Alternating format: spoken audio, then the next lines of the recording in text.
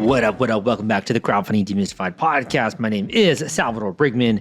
And really, with this podcast was started as a way to share not only what's happening behind the scenes with creators and kind of like but pull back the curtain and really dissect and understand what goes into a mega launch, but also so that creators can help each other. I really believe in this idea of co-creation, but also collaboration. And today's podcast guest came on, and I'm so freaking surprised. He came on and he actually shared how he was able to hit his goal on the first day with his campaign, how he was able to raise over 1.3 million with his Kickstarter campaign for more than 3,700 backers. And you're going to hear that and more on today's show. I just feel so grateful the fact that we have incredible guests. More than 500 guests have come on this show and really viewed you and the industry and also the audience with just that level of respect, of being willing to have no holds barred, being willing to be very transparent and share things, for example, like how they were able to use one unique technique in order to build trust and credibility going into this launch. So that way the campaign was dialed in exactly to what the community wanted. More specifically, ways that they were able to resist certain challenges that they were kind of experiencing as they went. There's a lot of technical elements that go into launching a new product, and some of those can hold you back. And I think that today's guest was very clear on one of those and challenge that he had to push through in order to be successful with this campaign. And if you want to do a 7-figure launch, a little bit of the secrets to success that go into that. So for anyone who wants a bigger campaign, I think you're going to want to listen to today's podcast episode. For me, this is only, not only about sharing educational information. High quality education has always been a passion of mine because it's helped me in my own life. And I've always felt like sometimes people are operating from a set of rules that you don't have access to. And when we start to expose those and we start to share those with other people, they can do really freaking cool stuff. You can bring new passions, turn your passion into profit, and bring new ideas into the world, which benefits everyone. And for me, that's why this is not only a labor of love, my podcast, but also something that I hope that you go out there and you take this information, you run with it, and you're successful, and you maybe come back on this show as one of those success stories. That's happened more than times, at least I'd say a dozen in the history of this podcast, where we have many different creators that are launching campaigns come back on and share how this community specifically was able to help them. Now, if you want to go beyond, listening to interviews and really beyond, guests, and I think that this is kind of like a mastermind, if you want to think of it that way, and, these almost live, you're a fly on the wall, hearing about what's happening for a live campaign. If you really want to just have more of like a structured and digestible, every single week, get a lesson in your inbox as to how to crush it with your campaign, from the video to the rewards, to the campaign page, to the marketing, to the driving traffic, to the getting the backers, to PR, influencers, credibility, all that, and you want that delivered straight to your inbox, go down below and sign up for my free course at crowdcrux.com/Kickstarter. That link will take you there. You can enter your name and email, and you can start getting lessons from me on how to smash your goal with your Kickstarter campaign. In addition, if anyone out there struggles from procrastination, struggling with getting things done, and you finally want to change your life, you want to break free from procrastination, self-doubt, and develop this habit of moving forward, following through in your life, reprogramming your mind for success, and taking control of your time, energy, and future, I got a great new book out there called The 67-Day Rule. Go down below, and this will share you your path to a better life and really moving forward and executing upon your goals at the link crowdcrux.com/67. That link again, crowdcrux.com/67 will take you there, and you can begin to listen to and also grab a copy of my new book. Without further ado, let's get into today's podcast episode and discover how today's entrepreneur was able to raise 7 figures on Kickstarter. It's coming up right after this. Hey guys, welcome back to the Crowdfunding Demystified podcast. Today we are speaking with a creator who's been able to raise over 1.3 million with his campaign, more than 3,700 backers for Tundra Tracker, a smaller, sleeker, better solution for full body tracking in Steam VR. And we are lucky enough to have the creator here today with us. Luke, welcome to the podcast. Hey, thank you. Yeah, thanks for having me. Definitely. Maybe we can get started. You can fill in some gaps in that introduction and share a little bit more with listeners about you and your product here. Sure. I'm Luke. I'm the founder of Tundra Labs. We started in about 2018. My background is in engineering, but now kind of crossing over into just like everything related to running a business, I guess you would say.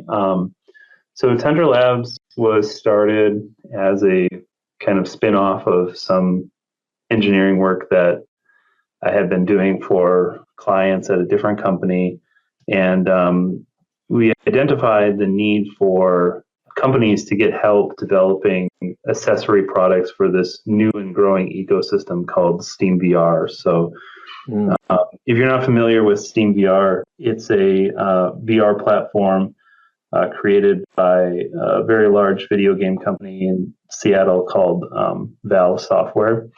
Valve is the company who creates the video game marketplace called Steam. So if you're a PC gamer, you definitely know what Steam is. So I had originally worked with Valve on the creation or the rollout of the Steam VR technology.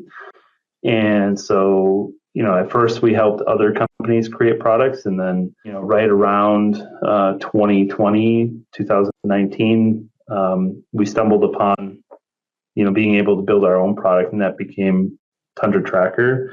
Mm-hmm. And really the best way to launch that was through Kickstarter. And that's kind of how it all got started. Have you done a campaign before? Or have you done a product before like this? So Tundra Tracker is the first product that I've done for myself. I've obviously worked at other companies releasing products, as part of a larger team. I got a lot of experience that way, but Tundra Tracker was really the first product that I launched, with a very small team and, completely separate from a large company, I guess I would say. And how did you come about to the idea, and how long was this like an idea before you started to take action on it? So it was kind of an evolution of working with a lot of other companies creating products in the field, and kind of like a recurring problem that we kept on finding was that we could create a product that solved a lot of different use cases all at the same time. It basically just needed to be very small and try to get the cost as low as possible. And that would be like the superset kind of product that checked a lot of other boxes that I was working with other companies to create. And so that became Tundra Tracker. We had a proof of concept that was published in a VR specific news outlet called Road to VR. And we just got such overwhelmingly positive feedback from customers in the comments or on Twitter at the time. And that was really like the confirmation that the product should, exist in the world, basically. Very cool. Very cool. In thinking about this, there's a lot of ways in which you can bring this to the market. What motivated your choice behind Kickstarter? Why choose that platform to unveil this? Yeah, I think that Kickstarter is a great platform because it solves a lot of early business challenges for a new company.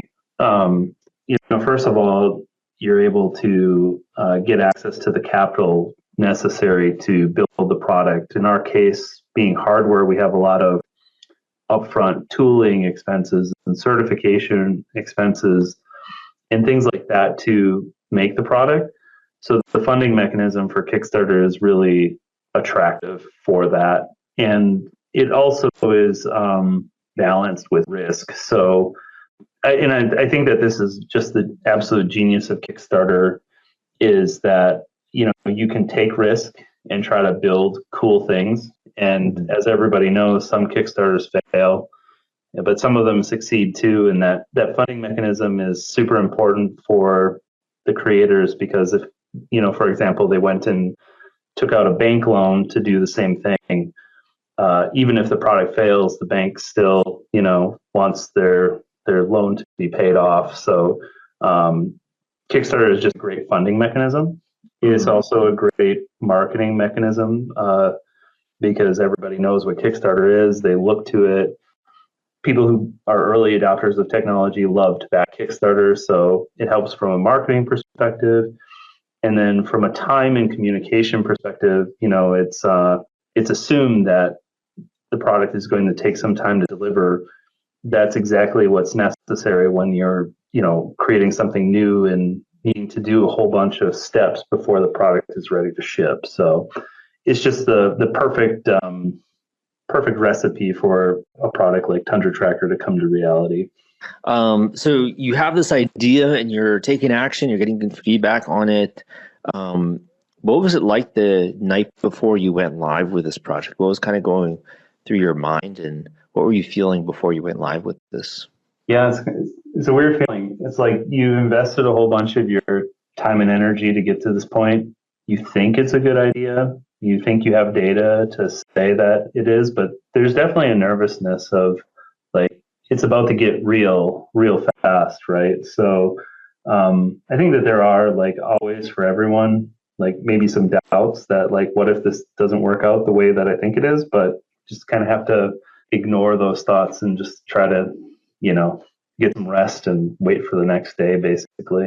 So you kind of have a mix of emotions, it sounds like, and then you go live, and kind of what happened after that point? What happened the first week? Yeah, we were super fortunate that as soon as we clicked the go button on Kickstarter, there was just a inrush of orders. So I very distinctly remember, watching the numbers tick up, and just the instantaneous flow of interest in like funds that came into the Kickstarter at launch was just like surreal, really. Kind of like, yeah, you're kind of beside yourself to see that happen, I would say.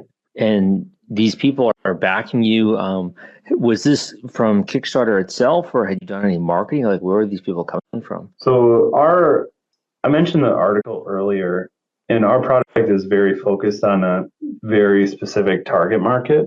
So it's the VR community is extremely well connected, and the customers are easy to find because they all go read the same news sources. They all talk in the same groups, and we can get into it a little bit later. But like the fact that our product was a social VR product, where people are actually like basically hanging out and socializing with each other in the VR environment called VR chat. It's like we had word of mouth communication about our product on a global scale within the VR chat like app or community. Wow, very cool. So everybody kind of knew that it was launching and was anticipating it, probably made their decision to back it even before the Kickstarter launch. So that is obviously the reason why there was such a large interest in the product immediately when it launched. So this idea that kind of by sharing what it is you're working on, people could make that decision ahead of time, right? Whether or not they want to back your campaign. Yeah, exactly. And having a mechanism to like communicate with those people of interest. So like in the news article, we went to a landing page. The landing page had a email sign up, right? And then we had some communications via email to a group of leads beforehand. And then basically, they all knew when it was happening exactly. They set their clocks and they backed it like immediately. So warming up those pre-launch leads is super important for a good launch. And I can imagine that gives people an opportunity as well to learn more about the product and like hear the story. And there's so much trust, right? That's like required on that platform that I'm sure it builds a lot of transparency and kind of trust for the brand there. Yeah, we really intentionally made sure to answer every single person's question in that early stage, which was exhausting, but I think was incredibly important. And we learned a lot about how the messaging should be in the campaign, how like what people cared about, what they didn't, what accessories they felt were necessary. All those things were very informational for before the Kickstarter launch. If you're worried about the fulfillment and shipping part of your Kickstarter campaign when it comes to getting out all those perks and rewards to your backers, rest assured I've put together a complete Kickstarter fulfillment and shipping checklist for you, and it's free. This is sponsored by the folks at Fulfillrite, and they thought that you should have this checklist as part of your arsenal going into a crowdfunding campaign. If you want to get instant access to this checklist and it's free, you can go to fulfillrite.com/checklist. Again, that is fulfillrite.com/checklist, fulfillrite.com/checklist. Just go to that link and you can download it immediately. In looking at the project, I think that one takeaway that I have, and just obviously the quality of the product, and you guys know your stuff when it comes to the engineering. But one other element I see is this idea of like keeping it simple. I was wondering if you could expand on that, because I think a lot of campaigns nowadays are much more complicated. Any thoughts on this idea of keeping it simple? Yeah. Well, it's just kind of in general. I think how we approach engineering as well is like you start out with an idea, the scope of it expands outward, but there needs to be a contraction or like a convergence before you really get like the magical combination. Before you launch something like a Kickstarter, I think your fears can get the best of you, where like you want to make sure that you're everything to everybody. And that, could mean like adding features or like stretch goals or whatever it might be. But you really just have to stay focused on what is the core value proposition. And you have to kind of tell yourself a little bit like, well, if this core value proposition like doesn't appeal to every single customer on earth, that's okay. We can always get those customers later. And let's just make the campaign easy. Not easy is the wrong word, but possible to fulfill and deliver on the promises that we make instead of like over promising.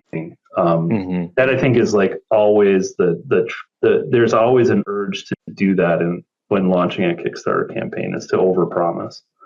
I think you touch on a really important point, which is when you have like funding coming in and it gets really exciting and your meter is going up and up, like you kind of forget that like, hey, we also have to fulfill these rewards, right? Yeah. It's one of those things. And there are challenges that come with that as well, with like production and shipping. And you seem to be in a really good spot to kind of talk on that piece. Do you have any thoughts on that component with these campaigns? Yeah, definitely. I mean, for me, in the way that I think, worrying about shipping was always the biggest concern. So like I never forgot about that. In fact, I distinctly remember like when the campaign turned over from like over $1 million, it was not a feeling of excitement. It was kind of a feeling of like, oh my gosh, like can you deliver? Like it honestly, it was not a good feeling to turn the campaign over to $1 million, because we knew that like this is some serious stuff. Like we really have to deliver on it. So, so that like reality always was there for me, I guess I would say. But it is exciting in hindsight. It's just such a range of emotions, I would say. Right. And I think the other one is making sure that like backers have a good experience, because that's really when your brand is built. I mean, there's just kind of like different schools of thought. I kind of think your brand is built when you're fulfilling those rewards, right? Because then people get to see that expectation. It's kind of like how you work through that adversity. Every campaign has it. I don't think that there's hardly any campaigns that are totally on time or don't have surprises along the way. So, backers especially appreciate when you have transparent communication and you just kind of say things how they are, and then have a plan for like how you're going to make it better and what you're going to do to fix it. Like, out of curiosity, I mean, you mentioned you've been part of other teams and you've launched this new product. How did this change your life? Did this impact your future at all, having this success? Were you able to grow this company? Do you have any thoughts on that, like behind the scenes here? Yeah, I mean, I would say it definitely changed my life.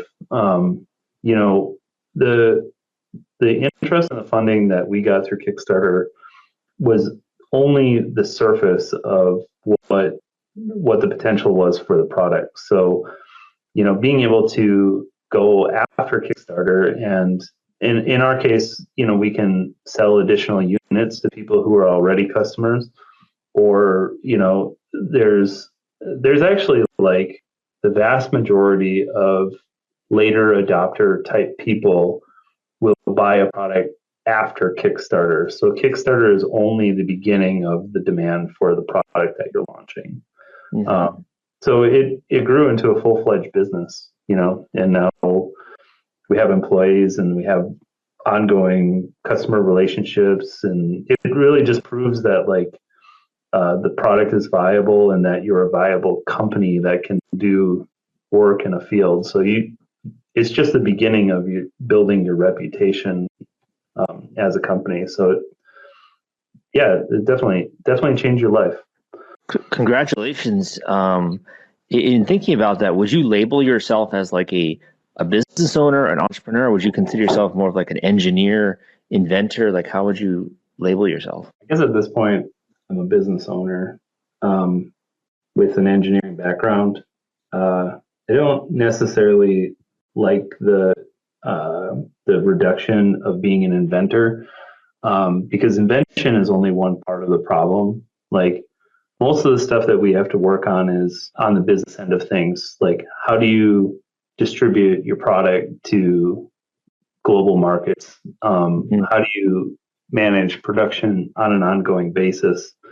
So the invention is definitely an essential element, but then there's a whole lot of back end work that supply chain.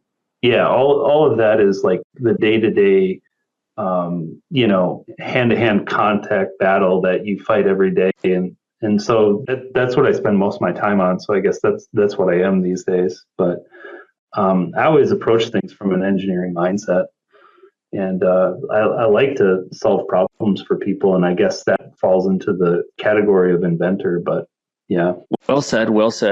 So you might have already answered this question, but just out of my kind of curiosity here, what would you say is the most rewarding part of the process for you? Has it been the feedback? Has it been the funding? Has it been being able to solve even more problems? I know that you guys might be working on even another thing behind the scenes here. Like, what's the most rewarding piece of this? Yeah, I think that it's the freedom that operating your own business can offer, and how that freedom can be used to make customers happy or satisfied.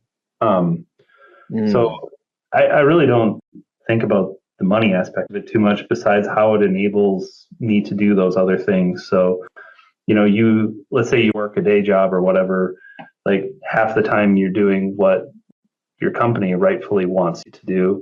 When you own your own company, like, you can just always chart your own path and do what you think is right. Sometimes that is not always glamorous, but it's always fulfilling at the end of the day. So, so it's like a empowerment thing. Like, you can, anything you want to work on, go for it, because you have a functional business that can fund it, and you can see the rewards of your work. Very cool. Yeah, I can imagine how that not only is empowering, but it also allows you to bring new things to the world that other people might not recognize, right, or might not see. So really cool when it comes to that. I also know, you're working on other projects as well. For those listeners that are interested in learning more about, new products and new gadgets that are coming out, do you have anything that you can tease with us, or anything you can share when it comes to your company? Yeah, I mean, so Tundra Labs is we're, at the end of the day, we're, electrical engineers, some mechanical expertise, and we're building consumer electronics that solve interesting problems for everyday people. And we're looking in places that I think are kind of like overlooked or like assumed to be a certain way. And we're able to like say, oh, actually, this one thing that you have in your household, you never think about it, but it actually is not, it's not the best product that it could be. Like, those are the types of like hidden gems that we're kind of looking to solve, and sort of have kind of like rethinking the way we organize our life and the products that we have, and better solutions to what we've come up with. Yeah, kind of like the better mousetrap, right? Like the mousetrap has existed for probably hundreds of years at this point, but you can always make it better, and yeah, some along those lines, right? So, I mean, home goods, I mean, that's a huge category when it comes to crowdfunding. Are you thinking of maybe doing a campaign in the future, or is it too soon to tell? So we will be doing another campaign shortly. Ooh, Don't know the specific date yet, but it's going to be in the next 1 to 2 months that we'll be launching the campaign. The product is really quite ready, and we're just kind of now doing the pre-launch, starting the pre-launch efforts, and starting to really put a lot of marketing content behind the new product. So yeah, there's going very to be exciting news soon. I'd love to hear more about that. Where can people go to learn more about, some of the new products you have coming out and some of the existing ones as well? So this is a great question. We should do a better job of having like a subscription kind of thing to just for general inquiries. Like I guess for now, tundra-labs.com is where we sell our VR products on an ongoing basis.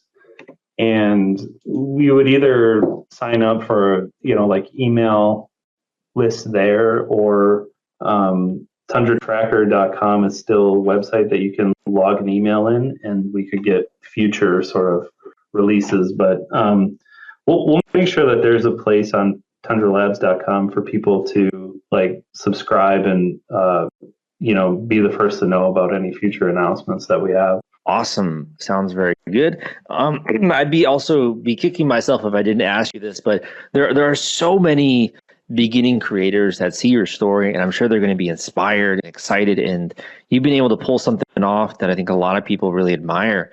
Do you have any advice for the beginning creator, or anything you would tell them for someone who wants to come out with a new product? It's something that you have to do very, very consciously. So it's not something that you should rush into or something that you should do on a whim. You have to be absolutely committed to the product that you're launching and the back end of what you're signing up for to fulfill.